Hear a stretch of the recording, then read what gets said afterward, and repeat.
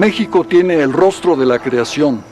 Su territorio, situado entre dos mares, ha visto el paso a lo largo de más de 3000 años de numerosos pueblos, indígenas, europeos, negros y sobre todo mestizos. Los mestizos, cuya unión está simbolizada en este fresco de José Clemente Orozco, como la unión entre el conquistador español Hernán Cortés y su lengua llamante, la Malinche, Doña Marina.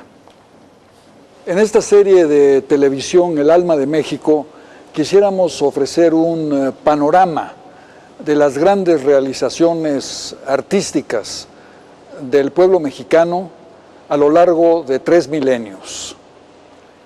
Desde el punto de vista, claro, la perspectiva del momento actual, pero siempre dentro de un contexto social y político. Para ello, el programa se divide en las etapas principales de la historia de México. El mundo indígena anterior a la conquista española, el virreinato colonial, la etapa de la independencia, el evento señero del siglo XX en México, la Revolución Mexicana, y la era moderna. A lo largo de estos 3000 años, la gran creatividad del pueblo mexicano finalmente se resume en una sola gran civilización ininterrumpida.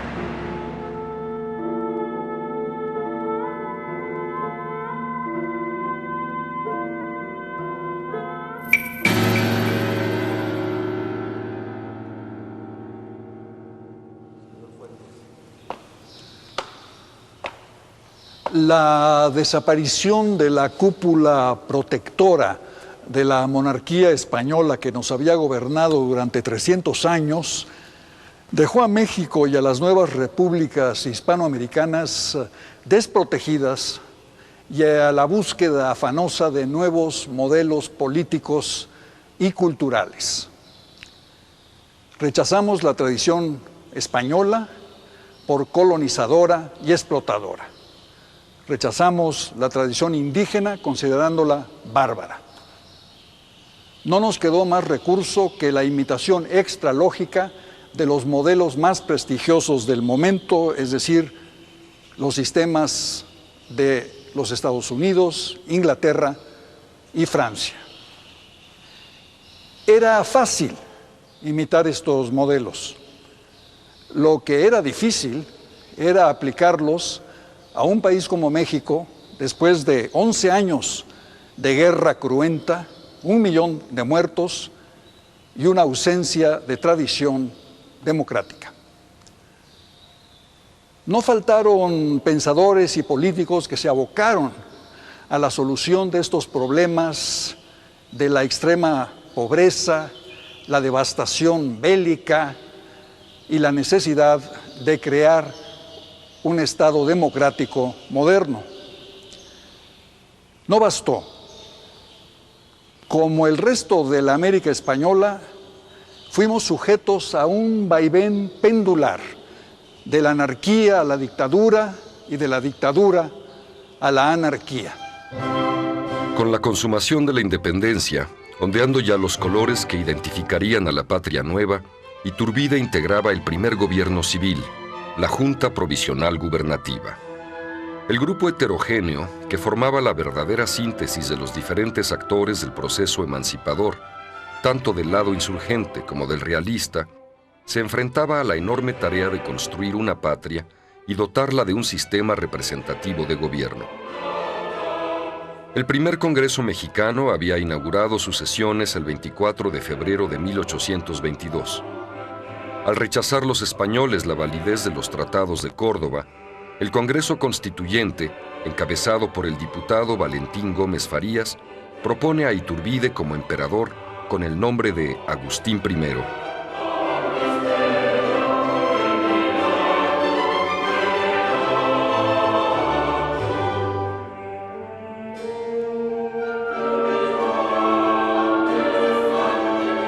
En ese momento, México era el más extenso de los países hispanoamericanos y en 1822 se amplió aún más, aunque por poco tiempo, al incorporársele las provincias centroamericanas. Dentro de un territorio de 4.665.000 kilómetros cuadrados, vivían entonces unos 7 millones de habitantes. El imperio duró 10 meses y posteriormente Iturbide fue fusilado. En 1822 reaparece en México el conde espía pintor Octaviano Dalvimar, preso antes por las autoridades virreinales y acusado de ser agente de Napoleón I. Lograda la independencia, se presentó Dalvimar ante Iturbide solicitando ser nombrado teniente general en el ejército mexicano.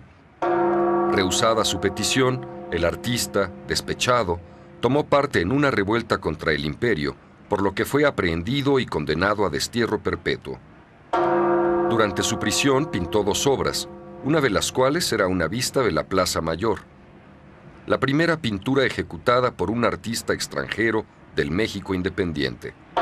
Retrata la plaza el 13 de agosto de 1822, día en que Iturbide fue a la colegiata del Tepeyac a instituir la Orden de Guadalupe. En la escena, vemos el regreso del carruaje imperial a Palacio. El artista, sin embargo, no es fiel al paisaje real. Elimina el edificio del Parián y la estatua de Carlos IV.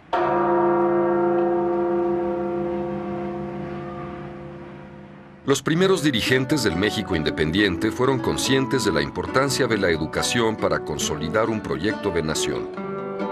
José María Luis Mora, Lucas Alamán, Valentín Gómez Farías y otros muchos se preocuparon por fomentar la creación de escuelas y mejorar el sistema de enseñanza. Lucas Alamán, por ejemplo, impulsó la creación del Museo Nacional y el primer decreto protector del patrimonio cultural de México, que en medio del desorden político y de la violencia fue víctima de numerosos robos y destrucciones. Del entusiasmo del logro de la independencia surgió una luz de propuestas para constituir una nación modelo. Solo que la triste realidad se fue imponiendo a esta primera generación de mexicanos independientes. El país no era ya la rica Nueva España anterior a 1810. Se encontraban ante una nación devastada no solo por la guerra y su casi 1 millón de muertos, sino por la inexperiencia de los nuevos dirigentes, la improvisación, la falta de los recursos más necesarios, la inquietud y creciente descontento social al no ver logrado sus anhelos de bienestar. Todos querían un empleo, un buen sueldo, un premio a su participación en la lucha emancipadora. La devastación de la guerra afectó a la cultura. Ejemplo de ello es el teatro. Al terminar la Guerra de Independencia, gran parte de la escenografía y el vestuario eran muy pobres y vetustos. La Ciudad de México solo contaba con 2 teatros.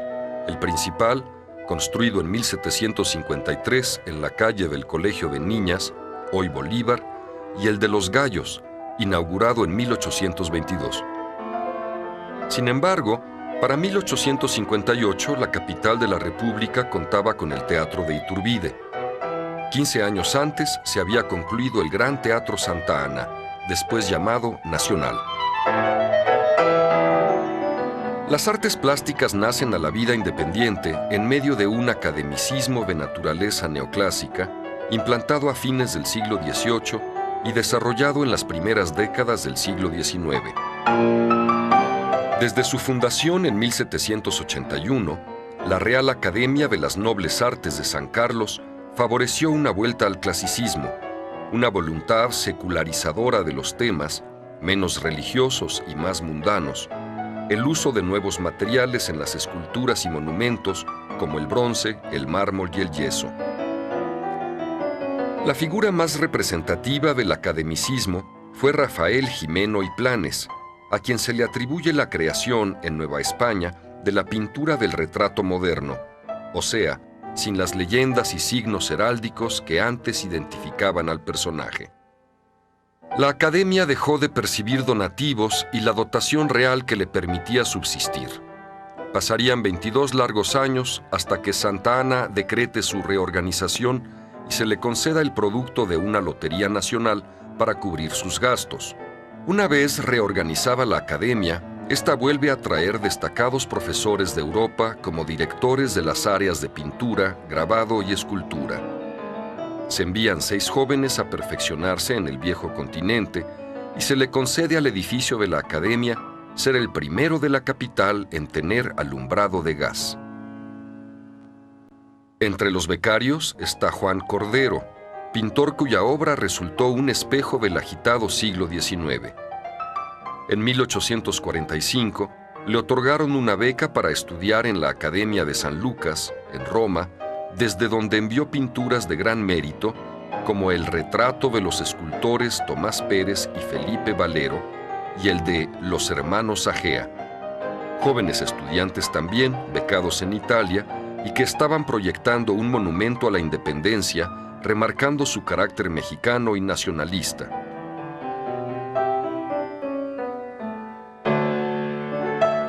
Juan Cordero realizó también un conocido retrato de Dolores Tosta de Santa Anna en Palacio Nacional, de acuerdo a los cánones idealistas de la representación.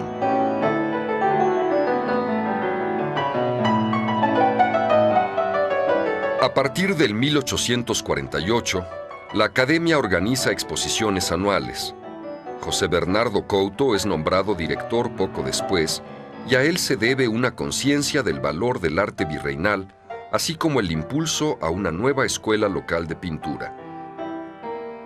Los artistas catalanes Manuel Vilar y Pelegrín Clavé llegaron a México en 1846 con el objeto de reestructurar los estudios de la Academia. Ambos artistas lograron crear una escuela mexicana de pintores y escultores de gran calidad.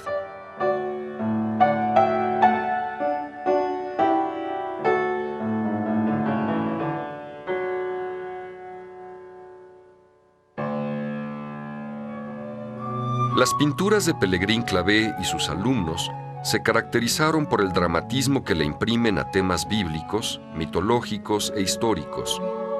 Se pintan pasajes de la vida del pueblo escogido, Israel, sus sufrimientos y su lucha constante con pueblos enemigos. Para el historiador Fausto Ramírez, estos temas reflejan las circunstancias tan difíciles vividas por la nación mexicana después de consumada la independencia. La accidentada vida del pueblo judío se equipara con la del México sometido a duras y amargas pruebas. En las pinturas de la primera época del México independiente se empezaron a gestar los temas que estuvieron presentes a lo largo del siglo. Predomina en ellos la preferencia por lo individual sobre lo social, el culto a la naturaleza, el predominio de la imaginación y de la sensibilidad sobre la razón, la nostalgia por el pasado y el deseo de libertad. El romanticismo en el arte y la literatura y el nacionalismo en política acompañan a la nueva nación en sus primeros pasos. Se fomentaba la fantasía, la ensoñación, el capricho, los gestos desmesurados, los matices coloridos y violentos, lo sublime y lo grotesco. Otra vertiente del romanticismo en la cultura mexicana fue la pintura de paisaje, consolidada en la Academia de San Carlos por Eugenio Landesio, italiano llegado a México en la segunda mitad del siglo. En la escultura, el maestro catalán Manuel Vilar fomentó la creación de personajes de la historia patria. Vilar era natural de Barcelona y trabajó con empeño en su nueva patria. Renovó los estudios de la Academia, formó un grupo de alumnos sobresalientes como Martín Soriano, Felipe Sojo y uno de los más distinguidos, Miguel Noreña. Un buen ejemplo de la obra de Vilar es la estatua de Cristóbal Colón.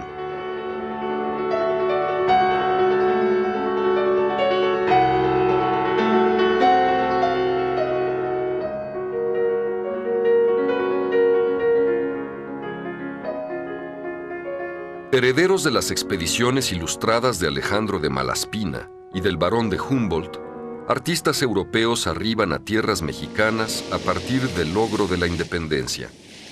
Les atraía de México la novedad, la belleza natural, la diversidad de climas, fauna y flora, la variedad étnica y también el interés económico, la curiosidad científica o simplemente el deseo de aventura. Muchos otros artistas viajeros dejaron su impronta en el quehacer artístico. Jean-Baptiste Louis, Barón Gros y Édouard Pingré, entre otros, legaron un registro de los paisajes y tipos nacionales de excelente calidad artística, como se puede constatar en la obra de Daniel Thomas Egerton. Este artista británico llegó a México en 1834 y visitó varias regiones de nuestro país.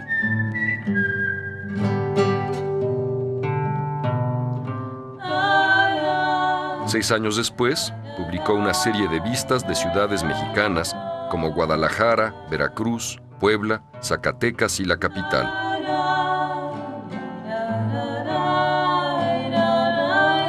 En su obra El Valle de México, se muestra como paisajista de gran talento, refinado y sensible. Expresó, en una síntesis notable por su dinamismo y exactitud, la inmensidad del paisaje, la riqueza de su fauna y su flora, la diversidad étnica y social de sus pobladores, su indumentaria y sus costumbres.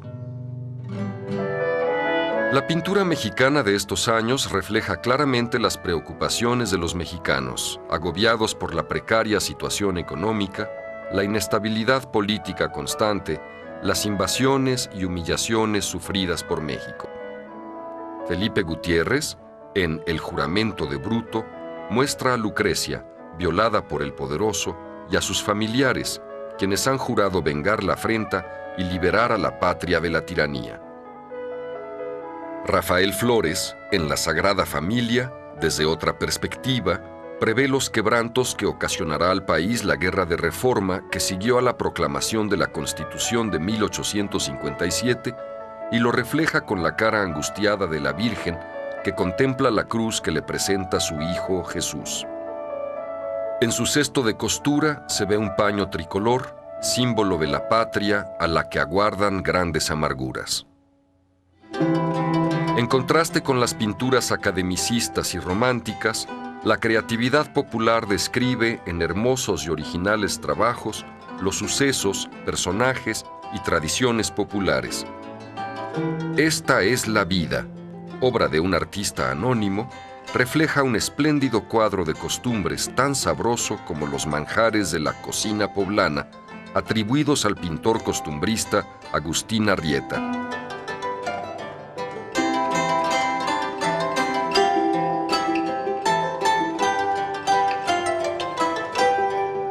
Antes que la Academia promoviera el realismo en la pintura, Agustín Arrieta dio gran importancia a bodegones, naturalezas muertas y escenas de la vida cotidiana. En sus obras brillan el dibujo y la composición, la variedad de objetos, plantas y animales, la calidad perfecta de los cristales y de la porcelana.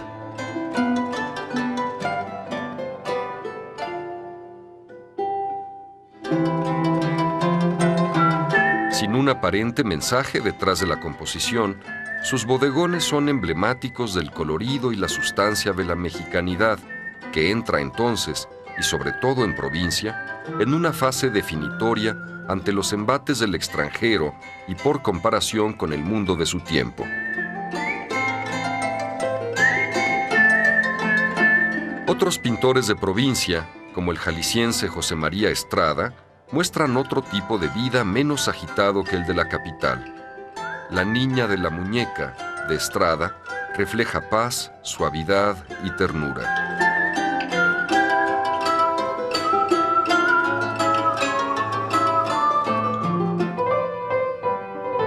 Para 1859 aparece en la pintura el tema del ferrocarril, signo del progreso de una nación. El tren de la villa de Guadalupe a la Ciudad de México fue el primer tramo del ferrocarril México-Veracruz. Esta presencia de la negra locomotora y sus pintorescos carros se aprecian en La Colegiata de Guadalupe, el tren de la villa, pintado por Luis Coto. De 1859 a 1863 se paraliza la construcción de obras de tipo religioso debido a la Reforma Liberal. Una de las pocas obras de arquitectura religiosa de este período es la cúpula del templo de Santa Teresa la Antigua, construida por Lorenzo de la Hidalga en 1856. Empero, De la Hidalga construyó muchas otras de carácter civil, como el Teatro Santa Ana, residencias en la calle de Palma, la cárcel de Belén y multitud de proyectos de monumentos, hoteles, penitenciarías y edificios públicos, los cuales se quedaron en el papel. Recuerdos de un México que no podía llevar a cabo más que una pequeña parte de lo que los mexicanos soñaban con hacer, para verlo próspero y a la altura de las naciones cultas del planeta. Entre las innovaciones del siglo, al dibujo, que desde antaño era un instrumento eficaz de transmisión de conocimientos, se sumó la aplicación de la técnica litográfica poco antes inventada en Alemania. El dibujo sobre la piedra o litografía permitió la rápida multiplicación de las imágenes y por lo tanto la posibilidad de transmitir el conocimiento a un mayor número de personas. Sería este arte el encargado de reflejar la azarosa vida del siglo XIX mexicano.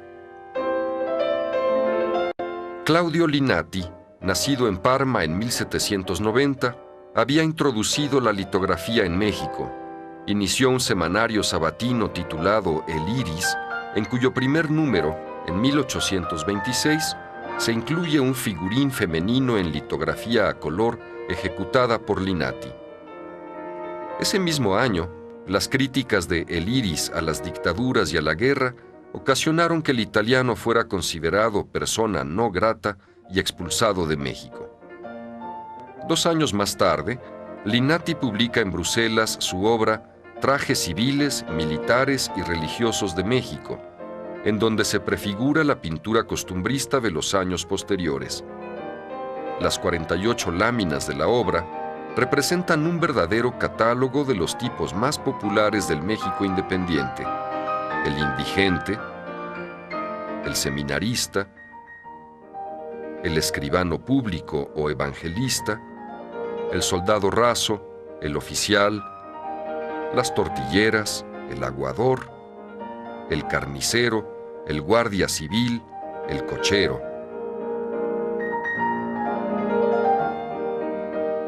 Uno de los usos más populares de la litografía tuvo lugar en la prensa periódica.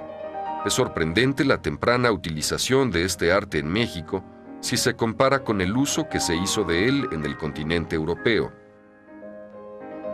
El Mosaico Mexicano, por ejemplo, como revista de divulgación, retrata la vida cultural de las primeras décadas de la nación independiente.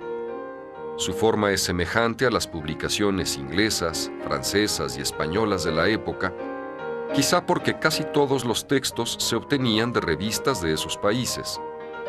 Pero ya en el segundo tomo aparecieron artículos de historia, literatura y ciencia escritos por extraordinarios mexicanos, como Carlos María de Bustamante, Guillermo Prieto, Bernardo Couto, Manuel Orozco Iberra y José Joaquín Pesado. Atrás quedaba el énfasis de épocas anteriores en asuntos religiosos y políticos. Ahora centraban su atención en los nuevos descubrimientos de la ciencia y las artes, los hechos históricos más notables, los fenómenos naturales, los procedimientos agrícolas, las descripciones de lugares célebres del mundo, viajes y biografías de hombres notables. Anunciaban también poesías puramente mexicanas. Otra revista, el Museo Mexicano, continuó la obra del mosaico. Los fundadores de El Museo Mexicano fueron Manuel Paino y Guillermo Prieto, representantes de la generación de jóvenes nacidos en medio de la Guerra de Independencia y cuya labor como literatos, funcionarios de gobierno, diplomáticos y periodistas sentó las bases de la cultura nacional decimonónica. A partir de 1836 surge un grupo de poetas y escritores reunidos en la Academia de Letrán y en el Liceo Hidalgo. Pertenecían al movimiento romántico, que al decir de Víctor Hugo, era el liberalismo en la literatura. Se incluyen en este grupo José Joaquín Pesado, Fernando Calderón, Ignacio Ramírez el Nigromante y Vicente Riva Palacio.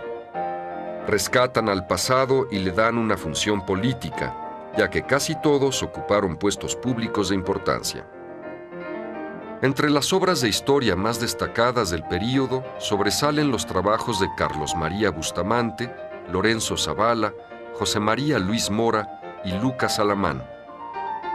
Se templan en las guerras e invasiones de potencias extranjeras y, como escribía Ignacio Ramírez, se angustian ante la debilidad de la patria embestida por la ambición de naciones tan poderosas como Francia, España e Inglaterra, y particularmente los Estados Unidos. ¿Seremos nosotros el modelo de los humanos débiles?, preguntaba dolorido el nigromante. Nadie simbolizó este desesperante vaivén en México mejor que un personaje tragicómico, el general Antonio López de Santa Anna, 11 veces presidente de la República y cuya ineptitud y frivolidad nos llevaron, primero, a perder la provincia de Texas y, segundo, en la guerra de 1848 con los Estados Unidos, todo el norte de la República, lo que hoy son los estados norteamericanos de California, Utah, Nevada, Colorado, Nuevo México y Arizona. México había perdido la mitad de su territorio, pero los Estados Unidos habían cumplido lo que llamaban su destino manifiesto. Se habían convertido, en palabras del filósofo y pensador político francés Alexis de Tocqueville, en la primera nación continental moderna.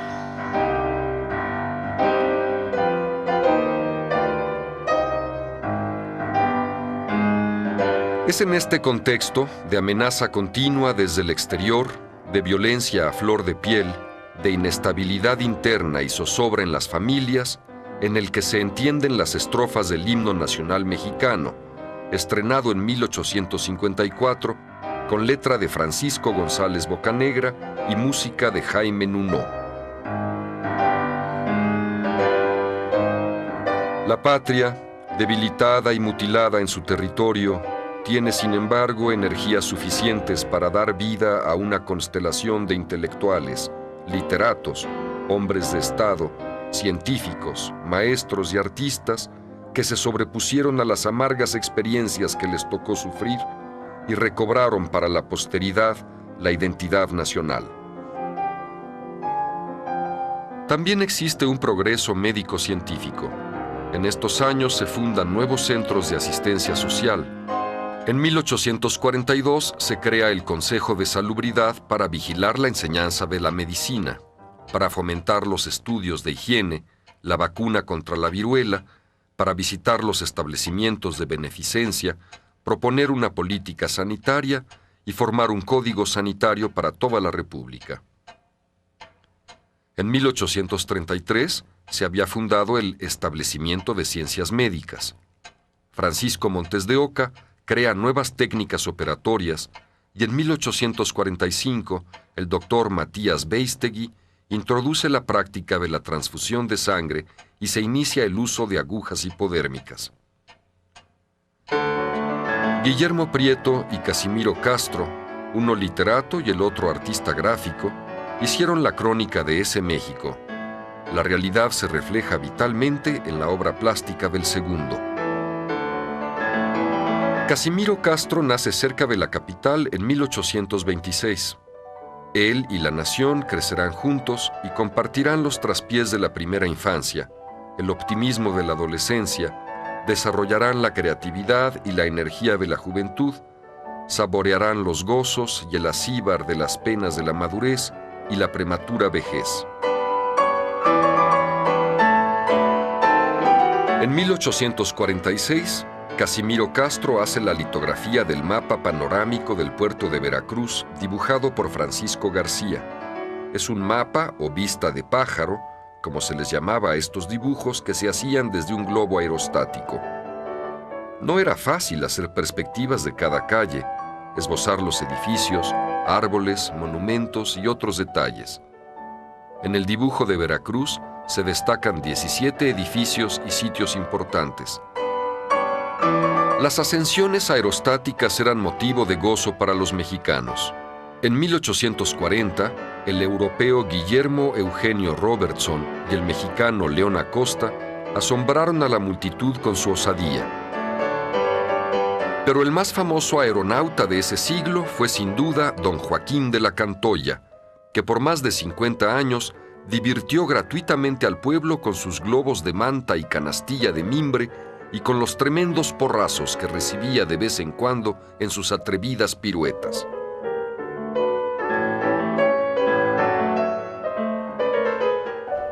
Casimiro Castro y sus contemporáneos se templaron en la adversidad. Casimiro Castro retrata la Ciudad de México como era, antes y después de ser destruida por azonadas y guerras, antes y después de la secularización y desamortización de templos y conventos, antes y después de su crecimiento urbano, de su incipiente industrialización y de la revolución tecnológica sufrida en el transporte, en la iluminación, drenaje, desagüe y urbanización de la capital. En 1855-1856 se publica la obra México y sus alrededores. En ella, Castro y sus colegas dejaron 38 testimonios gráficos de la Ciudad de México y su entorno, en láminas difícilmente superadas hoy en día. Puede decirse que México y sus alrededores es en verdad una fiesta visual acompañada de una fiesta de la escritura. Los textos son de varios intelectuales destacados de la época. Los pies de ilustración son trilingües, en el centro español, a la izquierda en inglés y a la derecha en francés, en respuesta a la creciente presencia de comunidades de extranjeros en el país. En la villa de Guadalupe tomada en globo, se reproducen con facilidad las aglomeraciones para visitar a la Virgen del Tepeyac. Se percibe cómo la fe y la piedad popular seguían vivas, a pesar de los embates de una secularización galopante, la que se aprecia en los cambiantes nombres de los establecimientos comerciales, antes con títulos de acendrada religiosidad y ahora mundanos, como El Progreso, La Locomotora, La Concordia, La Fama. El progreso, nuevo valor en boga, se reflejaba en cambios tan cotidianos como en el nuevo nombre del Café Virreinal de Veroli.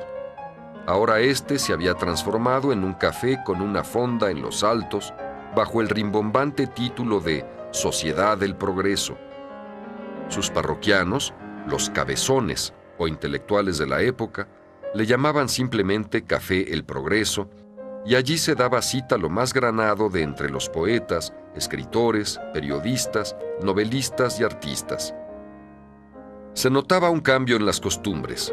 El ciudadano decimonónico pasaba más tiempo en el café, en la fonda y en la antigua almuercería, que ahora se nombraba restaurante al estilo francés. El varón, no tanto la mujer, vivía largas horas en espacios públicos y menos tiempo que antes en el hogar y en la iglesia. Artistas y escritores buscaban afanosamente dar identidad a sus paisanos. En 1855 se publica Los mexicanos pintados por sí mismos, cuyo título indica el rechazo a dejar que los viajeros y escritores extranjeros fuesen los únicos que describiesen al pueblo mexicano. Las litografías son creaciones de Ezequiel Iriarte y los textos de Hilarión Frías y Soto, Niceto de Zamacois, Juan de Dios Arias e Ignacio Ramírez. ¿Cómo olvidar estos actores de la vida nacional que desfilan por las páginas de esta obra graciosa y profunda? El aguador, un verdadero Neptuno doméstico, comedido, entregado al trabajo, con su chococol a la espalda y sus zapatos lodosos, que adorna su fuente el día de la Santa Cruz, tira cohetes y oye música toda la noche. La chiera, fugaz como una mariposa, pues aparece solo en cierta época del año. Su oficio es refrescar a los paseantes y cantar dulcemente, en medio de su puesto adornado de flores y ramas, chía, horchata, limón, piña, tamarindo, ¿qué toma usted, mi alma? El evangelista, escribiente de condición humilde que compone misivas de amor, de pésame o de lo que mande su merced. El sereno, que dadas las 10 de la noche se dedica a vigilar las calles y a prender los faroles. La China, fresca y linda criatura retratada en el siguiente verso: encarnado zagalejo, banda con fleco de plata, cintura delgada, chata y ojos de ofender a Dios. La estanquillera, vendedora de puros, cigarros y otros objetos del monopolio, magnífica conversadora que conoce el mundo, el corazón humano y la crónica de su barrio. El maestro de escuela, que enseña a los chicuelos escritura con el carácter inglés, gótico y español.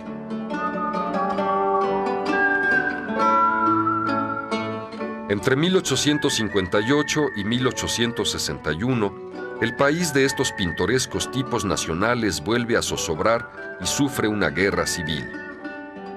En 1859, el presidente Juárez decreta las leyes de reforma, donde se establece la separación entre la Iglesia y el Estado, y los bienes del clero pasan a formar parte del patrimonio nacional.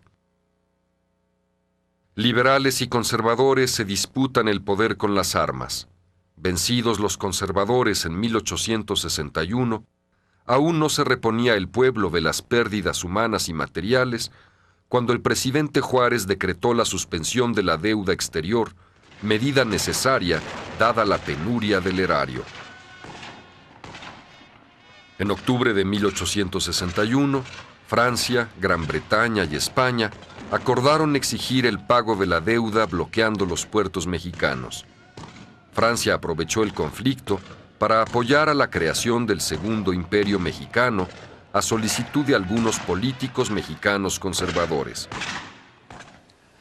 La Revolución Liberal expidió las leyes de reforma y la Constitución de 1857, que separó a la Iglesia del Estado, puso a circular los bienes del clero y abolió los privilegios tradicionales de la casta militar y de la aristocracia, dándole primacía a la legislación civil.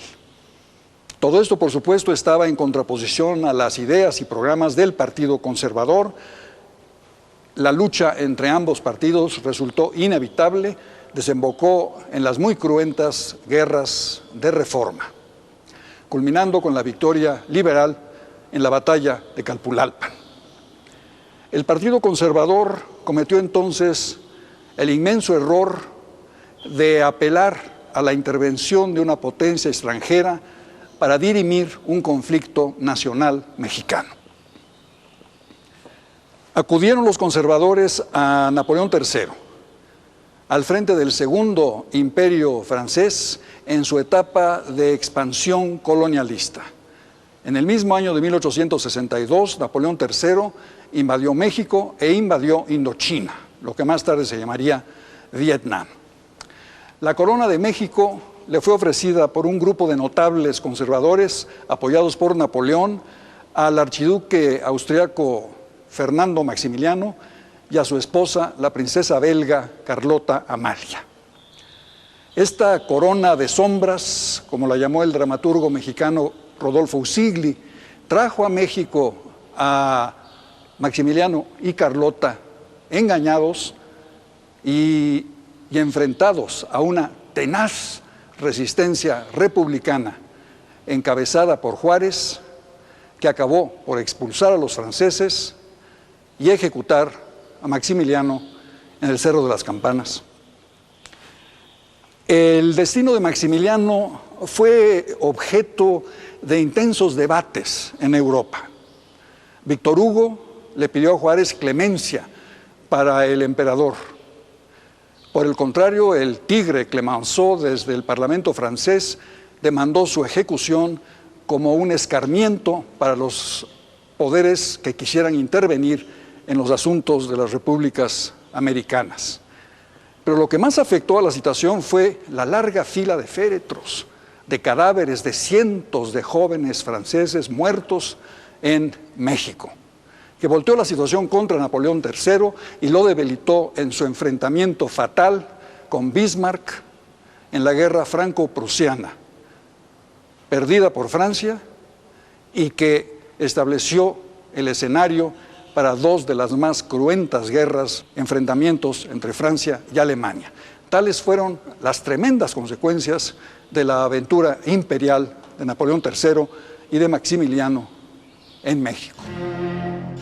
El emperador, de educación liberal, impulsó la Academia de San Carlos y las ciencias recibieron apoyo del imperio. En 1865 se publicó una obra modelo en su género, la Memoria de la Comisión Científica de Pachuca, adscrita a la Comisión Científica de México, formada en París el año de 1864. Maximiliano y Carlota fueron benefactores de pintores y escultores mexicanos. Nombraron como pintor oficial a Santiago Rebull, quien emprendió también la decoración de las terrazas del castillo de Chapultepec, con figuras de bacantes, delicadas y románticas.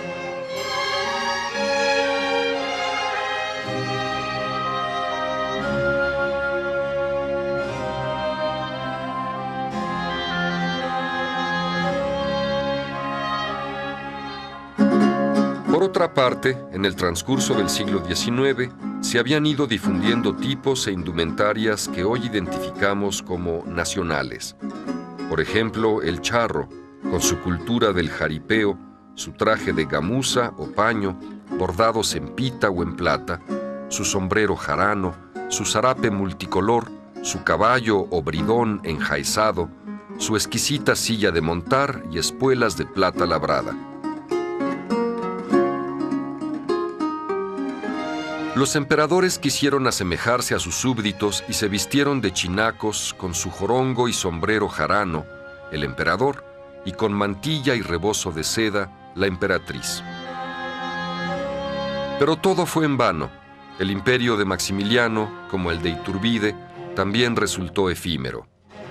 El 19 de junio de 1867, a las 6:30 horas de la mañana, fueron sacados del exconvento de Capuchinas de Querétaro 3 prisioneros, el emperador Maximiliano, el general Tomás Mejía y el general Miguel Miramón. Moría el príncipe liberal que había querido ser mexicano con el apoyo del Partido Conservador y de las bayonetas de un ejército extranjero. Extraña y trágica paradoja. En 1867 termina la Guerra Civil. Triunfa la República Liberal y con ella la nación mutilada, invadida y escindida se recupera para los mexicanos. No quiero decir que la intervención francesa no haya tenido algunas ventajas. Por ejemplo, la introducción del pan francés, nuestro bolillo, que fue traído por los franceses. El trazo majestuoso del Paseo de la Reforma en la capital mexicana, inspirado por la Avenue Louis de Bruselas, la capital belga de Carlota, y el mariachi.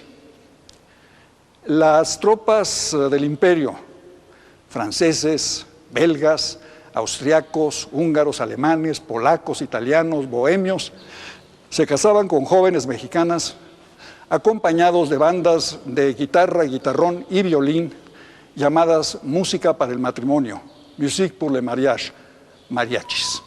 A mediados del siglo, la fotografía comenzó a popularizarse en México.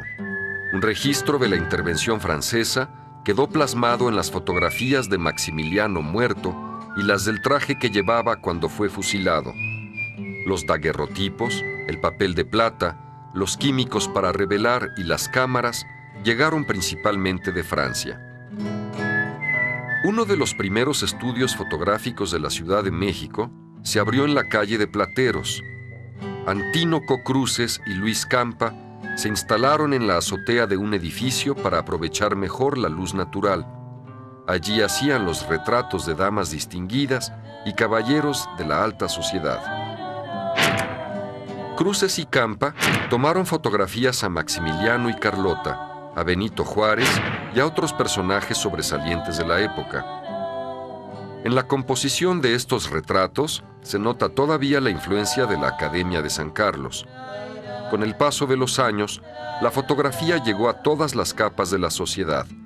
De aquella época, existen sutiles retratos de los tipos populares que habitaban en la ciudad. En 1867, Benito Juárez entró de vuelta a la capital mexicana, pero la República restaurada habría de enfrentarse a muy graves problemas y a una pregunta: ¿era posible crear en México una república democrática, fundada en leyes, progresista? Es una interrogación que habría de persistir durante mucho tiempo. Quizá la lección más dolorosa de este período fue que una nación solo sobrevive a los embates de la ambición de propios y extraños si tiene hijos que mantienen la fe y perseveran en la lucha diaria por construir una patria más justa, más digna y fraternal.